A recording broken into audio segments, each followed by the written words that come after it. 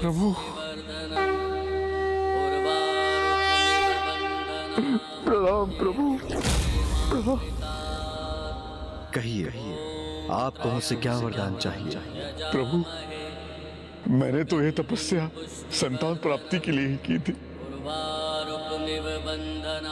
मुझे वरदान दीजिए कि मुझे एक तेजस्वी पुत्र प्राप्त हो। आपने एक पिता के समान अपने हाथों में भरकर मेरे शिवलिंग का ध्यान रखा, जिससे मैं अत्यंत प्रभावित हुआ। इसलिए मैं आपको वरदान देता हूँ कि मैं स्वयं आपके पुत्र के रूप में प्रकट होऊंगा। मैं स्वयं आपके पुत्र के रूप में प्रकट होऊंगा।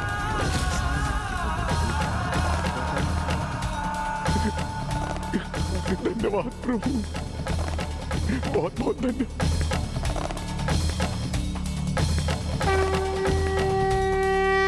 प्रभु के ऐसे महान भक्त जिन्हें स्वयं महादेव ने उनका पुत्र बनकर प्रकट होने का वरदान दिया, भविष्य में उनके साथ ऐसा क्या अनिष्ट हुआ जिसके कारण उनकी पत्नी पीपल वृक्ष के नीचे अपने पुत्र का परित्याग करने पर विवश हो गई?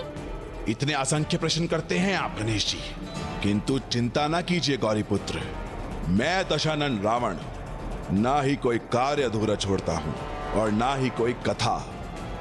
इसलिए धैर्य रखिए और मुझे एक एक कर कथा का प्रत्येक चरण सुनाने दीजिए।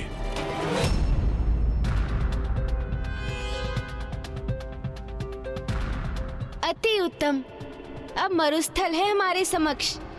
आप इस मरुस्थल को देखकर इतने आनंदित क्यों हो रहे हैं गणेश जी? क्या वो आपका मूषक लौट आया है क्या? क्या आप किसी योजना का निर्माण कर रहे हैं? क्या है आपके मन में? लंकेश जी, आप तो मुझसे भी अधिक प्रश्न करने लगे। प्रतीत होता है आप पर भी मेरी संगति का प्रभाव हो रहा है। मेरे प्रश्न को टालिए मत। जितना पूछा है उसका उत्तर दीजिए। आप व्यर्थ ही संदेह कर रहे हैं मुझ पर।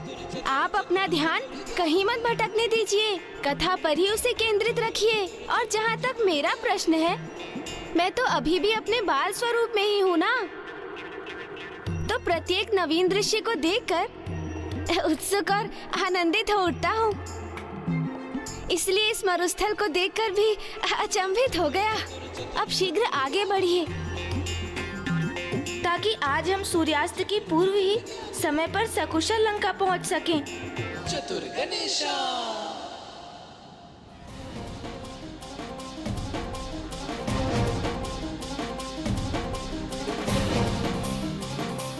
किंतु अब मुझे उचित अवसर प्राप्त होगा मरुस्थल की तपती धूप में, क्योंकि इससे उन्हें अधिक प्यास का आभास होगा। इसलिए वो अधिक जल का पान करेंगे और फिर शीघ्र ही उन्हें लघु शंका करने की आवश्यकता होगी। लंकेश को आत्मलिंग मेरे हाथों में सौंपना ही होगा और फिर मैं इस आत्मलिंग को यही मरुस्थल में स्थापित कर दूंगा। हे सूर्यदेव, आप तो बस आज अपने ताप को अधिक बढ़ा दीजिए। क्या हुआ लंकेश जी? कृपया मुझे आगे की कथा तो सुनाइए। तपस्या संपन्न होते ही ऋषि दधीचि अपनी पत्नी देवी सुवर्चा के निकट लौटे और उन्हें प्रभु के वरदान से अवगत कराया। तो वो भी अत्यंत आनंदित हुई और फिर समय बीतता गया और शीघ्र ही देवी सुवर्चा ने गर्भ धारण कर लिया।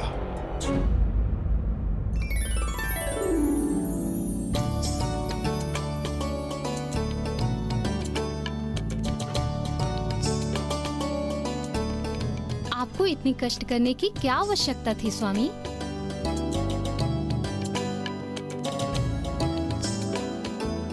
ऐसे समय में अपनी होने वाली संतान एवं उसकी माता की देखभाल एक पिता नहीं करेगा तो कौन करेगा? और आपके गर्भ से तो स्वयं महादेव जन्म लेने जा रहे हैं। उनकी सेवा से पीछे कैसे हट सकता हूं मैं? अर्थात आप इतनी सेवा मेरी नहीं, उनकी कर रहे हैं।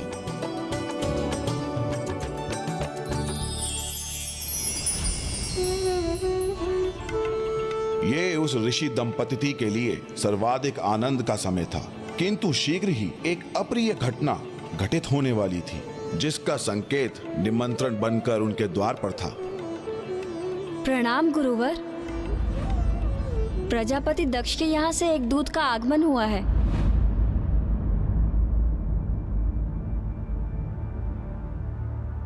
उन्हें यहाँ बुला लाइए।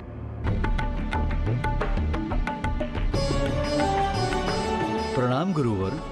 दक्ष प्रजापति आज तक का सबसे भव्य, सबसे विशाल यज्ञ का आयोजन करने जा रहे हैं, जिसमें उन्होंने आपको भी भाग लेने के लिए सादर आमंत्रित किया है। इस यज्ञ में उपस्थित होना तो मेरा सौभाग्य होगा। तब ऋषि दधीचि ने यज्ञ के निमंत्रण को ही स्वीकार नहीं किया था, अपितु उन्होंने तो आने वाले संकट काल को ही निमंत्रण दे दिया था। संकट काल? आपको जल चाहिए होगा लंकेश, ये लीजिए।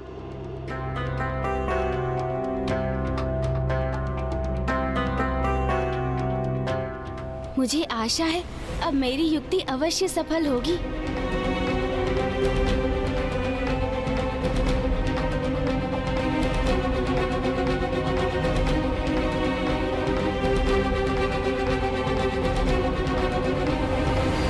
किस विचार में डूब गए हैं आप गणेश जी? यही कि क्या ये वही यज्ञ था जिसमें माता सती? हाँ, ये वही यज्ञ था जिसमें प्रजापति दक्ष ने मेरे प्रभु महादेव शिव शंकर शंभू का अपमान करते हुए इस यज्ञ में भाग लेने का निमंत्रण नहीं भेजा था, और माता सती बिना निमंत्रण प्राप्त किए हटकर अपने पिता के यज्ञ में चली गई। प्रजापति दक्ष स्वयं प्रभु शिव से ईर्ष्या का भाव रखते थे और जगत के परम पिता के प्रति ईर्ष्या करने के अपराध के परिणाम स्वरूप उन्हें अपने कर्मों के अनुसार उसका दंड तो भोगना ही था। इसलिए शनि देव की दृष्टि उन पर पड़ चुकी थी। उधर प्रजापति दक्ष का यज्ञ आरंभ ही हुआ था कि इधर शनि देव ने अपने आगमन के पूर्व संकेत देने आरंभ कर दिए, और फिर अंततः यज्ञ स्थली पर आगमन हुआ शनि देव का।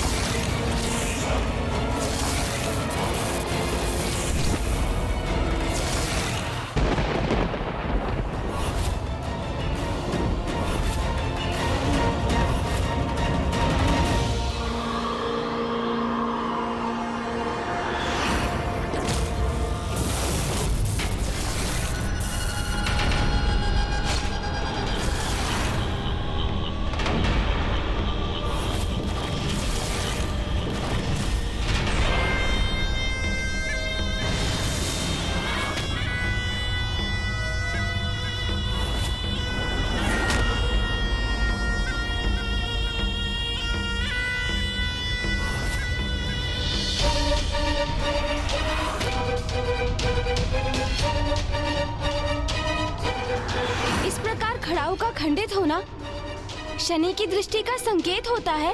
हाँ, चरण पादुकाओं का खंडित होना अथवा पृष्ठ एवं शरीर के जोड़ों में अचानक उठने वाले आलस्य और पीड़ा का उत्पन्न होना शनि देव की ही दृष्टि के संकेत होते हैं। ऐसी अवस्था में हमें अपने विचार, व्यवहार और कर्मों के प्रति सजग होकर स्वयं में सुधार लाने की आवश्यकता होती है। और यदि कोई ऐसा ना करे तो लंकेश? तो उस स्थिति में शनि देव की दृष्टि का प्रकोप अनेकों कष्ट उत्पन्न करता है, जो प्रजापति दक्ष के साथ भी हुआ, क्योंकि वो ना तो प्रभु के प्रति अपने द्वेष के भाव को नियंत्रण पा सके और ना ही अपने खड़ाऊ के खंडित होने पर उसका संकेत समझ सके, और शनि देव की दृष्टि से अनभिज्ञ रहकर यज्ञ स्थल पर पहुंच गए, जहां अन्य अतिथियों के साथ महर्षि दधीचि भी उपस्थित थे। समस्त देवी देवताओं, ऋषि मुनियों की उपस्थिति में वो महायज्ञ आरंभ हुआ, जिसमें सहर्ष उपस्थित होने शीघ्र माता सती भी वहां पहुंची। और जब उन्हें प्रभु महादेव शिव शंकर शंभू के लिए वहां आसन दिखाई नहीं दिया तो वो अत्यंत आहत हुई। तब उन्होंने अपने पिता से इसका उल्लेख किया तो दक्ष प्रजापति ने महादेव का और अपमान कर देवी सती के हृदय को एक और बड़ा घाव दिया। क्यों आई हो तुम यहाँ पर? अपने पति का चयन तुमने हमारी इच्छा के विरुद्ध किया। जिसके प्रेम में अंधी होकर तुमने पिता पुत्री के संबंध का सम्मान नहीं किया। अरे उसे इस महायज्ञ में तो क्या, मैं किसी यज्ञ में आमंत्रित नहीं करूंगा। आपने अपनी जिह्वा से परमेश्वर का अपमान किया है, इसीलिए अब आपका भला नहीं हो सकता पिताश्री। मैं घोषणा करती हूँ कि आज से मैं दक्षदायिनी नहीं कहलाऊंगी। आपकी पुत्री के रूप में मुझे अपना परिचय स्वीकार नहीं है। और सत्य तो ये कि अब मुझे जीवित रहने का अधिकार ही स्वीकार नहीं। हे योगाग्नि, प्रकट हुई और अपने में समा के भस्म कर दीजिए मुझे।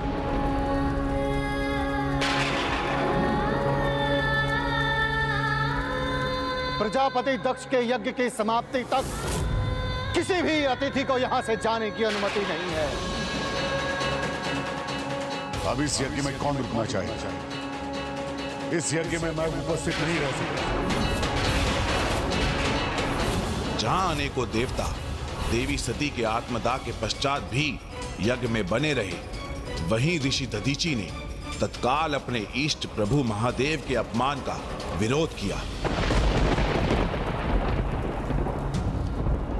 प्रभु शिव के अपमान और माता सती के देह त्यागने के उपरांत ये यज्ञ अब खंडित हो चुका है। ये अग्निकुंड अब एक चिता के समान है। इस यज्ञ से अब कल्याण नहीं, मात्र और मात्र विनाश होगा।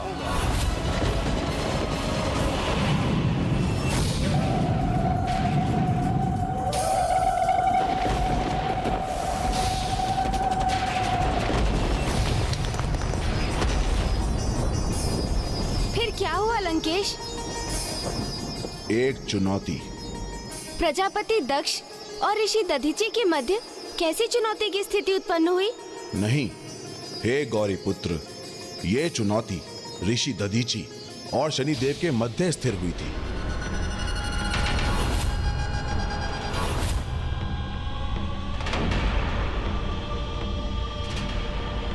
ऋषिवर, ऋषिवर, ऋषिवर, ऋषिवर।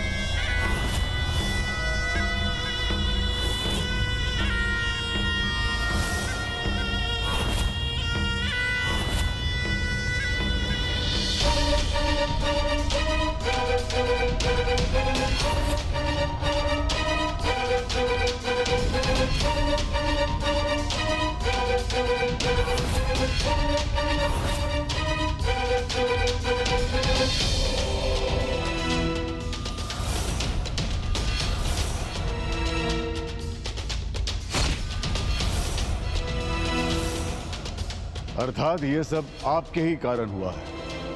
आपकी ही दृष्टि का प्रभाव है शनिदेव। ये मेरा नहीं ऋषिवर, ये उस प्रत्येक जीव के कर्मों का फल है जो अनुचित कर्म करता है। मैं तो मात्र माध्यम हूँ, महादेव की आज्ञा अनुसार उनकी इच्छा को पूर्ण करने का निमित्त मात्र।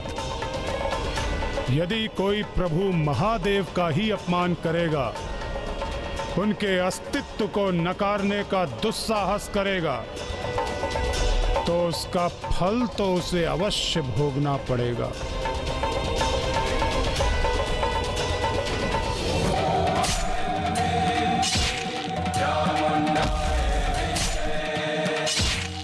ये तो अभी आरंभ मात्र है।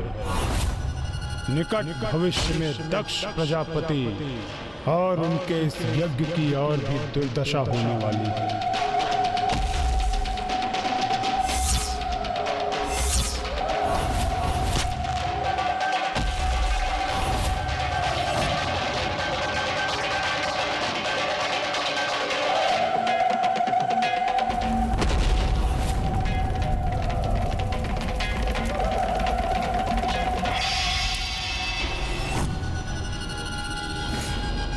आप इतने निष्ठुर, इतने कठोर कैसे हो सकते हैं?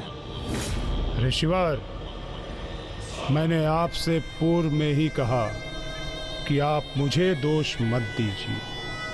मैं तो महादेव की इच्छा का निमित्त मात्र हूं। इसलिए दक्ष के दुर्भाग्य पर शोक मनाने के स्थान पर आप स्वयं सावधान हो जाइए। मुझे सावधान होने की भला क्या आवश्यकता है? मैंने क्या अपराध किया? और आप अकारण मुझे अपने प्रकोप का भागी नहीं बना सकते। इतने भी आश्वस्त मत रहिए ऋषिवर, क्योंकि आपको भी अभी अपने पूर्व जन्म के कुछ कर्मों का फल प्राप्त करना शेष है। आप कुछ भी कह लें शनिदेव, किंतु मुझे अटूट विश्वास है कि आप मुझे प्रभावित कभी नहीं कर सकते। इसका प्रत्यक्ष प्रमाण तो आपके समक्ष है। मैं आज दक्ष प्रजापति के यज्ञ में उपस्थित रहकर भी आपकी दृष्टि से सर्वथा सुरक्षित हूं। अवश्य ऋषिवर, क्योंकि आज आपका संतुलन स्थापित था। वो संतुलन जो अच्छे समय पर तो स्थिर रहता है, किंतु बुरे समय में अस्थिर होकर अनुचित कार्यों के लिए प्रेरित करता है। मैं किसी भी अवस्था में अपना संतुलन खो बैठूं, यह असंभव है। अपनी कथनी को करनी में बदलना अत्यंत कठिन होता है ऋषिवर। बुरी परिस्थिति का सामना होने पर श्रेष्ठ पुरुष भी विचलित होकर सुपथ से भटक जाते हैं। ऐसे ही विपरीत समय में मनुष्य के वास्तविक चरित्र का परिचय प्राप्त होता है। तभी ज्ञात होता है कि एक सत्पुरुष वास्तविकता में सदैव सत्पुरुष ही रहता है अथवा वो पशुवत व्यवहार कर दुष्कर्म करने लगता है।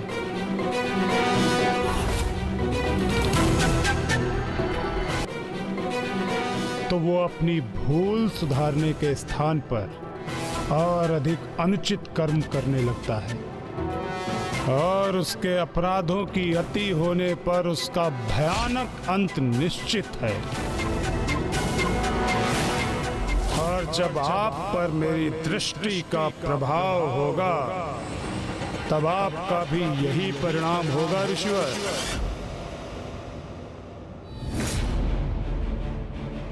मुझे स्वयं पर पूरा विश्वास है कि किसी भी स्थिति में मेरा आचरण सदैव शुद्ध ही रहेगा। मैं कभी भी विचलित नहीं हो जाऊंगा। यदि दुर्भाग्य की छाया मुझ पर पड़ भी गई, तो भी मैं धर्म पथ से दूर नहीं होऊंगा। इसीलिए आपका मुझे सावधान करना व्यर्थ है। आप मुझे चुनौती दे रहे हैं ऋषिवर।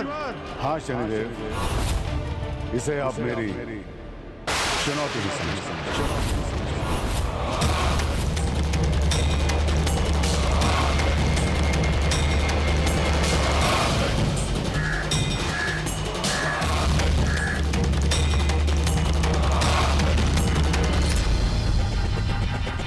ऋषिवर, ऋषिवर,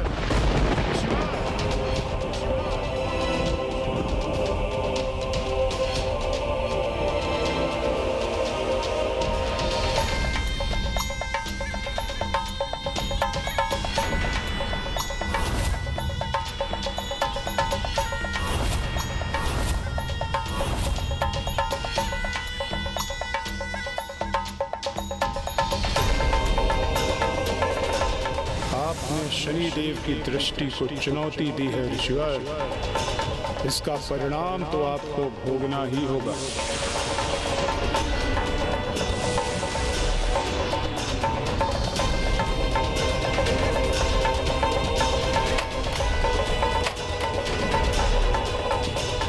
ये क्या? आश्रम का द्वार खंडित हो गया? ऋषिवर, ये मात्र प्रथम संकेत है मेरी दृष्टि के प्रभाव का। यदि ये शनिदेव की दृष्टि के प्रकोप का आरंभ है, तो मुझे तनिक भी विचलित हुए बिना अपने संपूर्ण आत्मबल से उसका सामना करना चाहिए।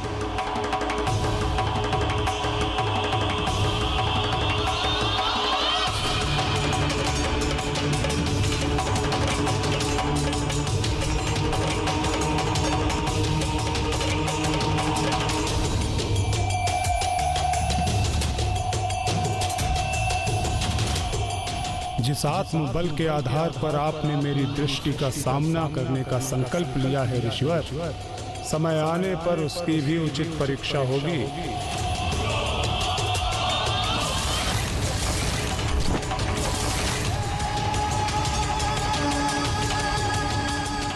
आश्चर्य!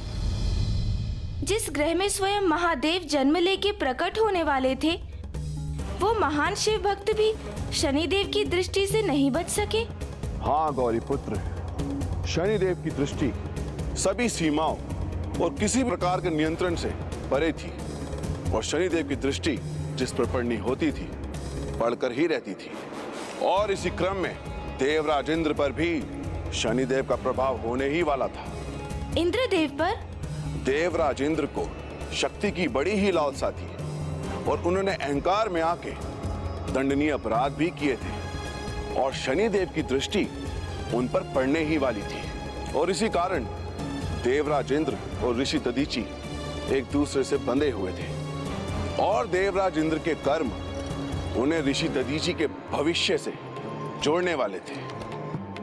अर्थात देवराज इंद्र और ऋषि दधीचि पर एक साथ शनिदेव की दृष्टि का प्रकोप पड़ना कोई संयोग नहीं था, कोई गहरा संबंध था। हाँ, और ये जुड़ाव दो चरणों में प्रकट होने वाला था।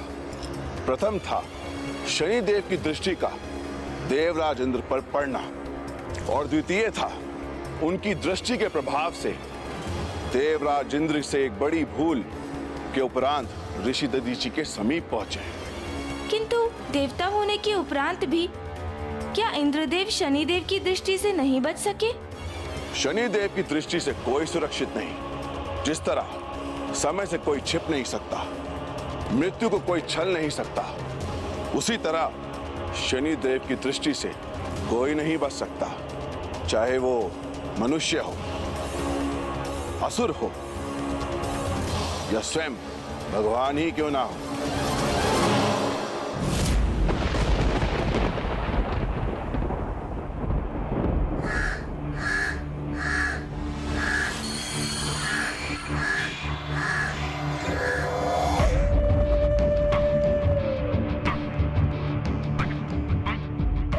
कौन है ये, अथवा क्या है जिसके अशुभ आगमन का आभास मुझे इतना विचलित कर रहा है?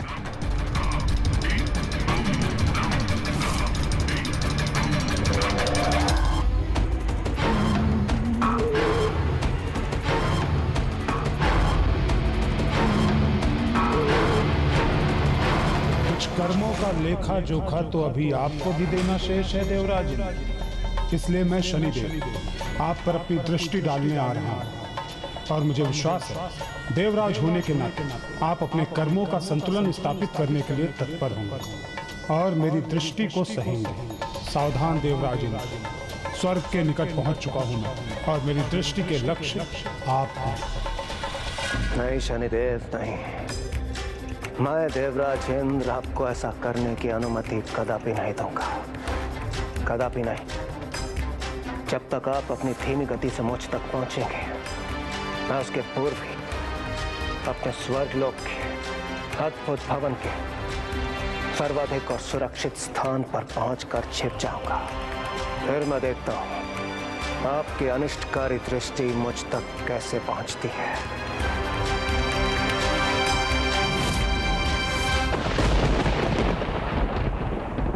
शनिदेव हर किसी को उसके कर्मों का फल देते हैं, किंतु उनकी यही कर्तव्य परायणता एक पिता बनने को तरस रहे एक ऋषि एवं एक अजन्मे शिशु के लिए दंड बनने वाली थी। प्रभु भोलेनाथ के आने वाले अवतार की कथा का दुखद कारण बनने जा रही थी। उधर प्रजापति दक्ष का यज्ञ आरंभ ही हुआ था, इधर शनिदेव ने अपने आगमन के संकेत देने आरंभ कर दिए। ऋषि दधीचि और इंद्रदेव दोनों के जीवन पर शनिदेव की दृष्टि का ऐसा क्या कुप्रभाव पड़ा होगा कि जिसके परिणाम स्वरूप प्रभु पिपलाद का जीवन ही प्रभावित हो गया।